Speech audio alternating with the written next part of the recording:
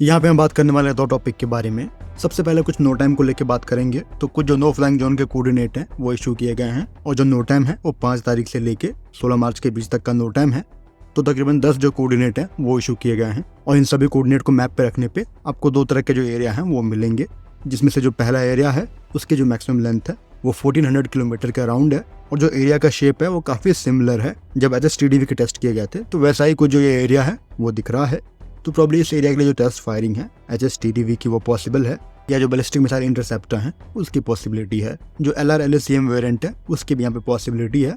बात करेंगे second area की, जो कि बालासोर से इशू किया गया है। तो यहाँ पे जो बालासोर वाला एरिया है उसकी मैक्सिमम लेंथ 320 किलोमीटर के अराउंड है। तो इस लेंथ में कई सारी जो कैटेगरी है वो आ जाती है। XR SAM की पॉसिबिलिटी है, और जो अस्त्र मार्क 3 की पॉसिबिलिटी है, वो दोनों चीज़ यहाँ पे संभव है। सो इस वाले एरिया को लेकर जो नो टाइम है वो 5 तारीख से लेके 11 मार्च के बीच का है, और जो पहला वाला एरिया था उसके लिए जो नो टाइम है वो 10 तारीख से लेके 16 तारीख के बीच का है। सो कई सारे जो टेस्ट हैं वो कंडक्ट होते हुए दिखेंगे, और उनके लिए जो नो टाइम है वो लाइन अप कर दिए गए हैं।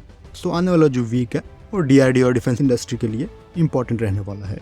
यहाँ पे एक और टॉपिक को कवर कर लेंगे, जो कि कल्याणी द्वारा डेवलप किए गए कुछ नए UAV को लेके है, और हाल ही में इनको भी डिस्प्ले किया गया था। तो इन UAV के बारे में बात कर लेंगे, जिसमें जो पहला UAV है वो मल्टी रोटर VTOL है, जिसका जो MTOW है वो 150 kg के अराउंड का है, और हाल ही में जो ट्रायल है लद्दाख में वो इसके कंडक्ट किए गए थे।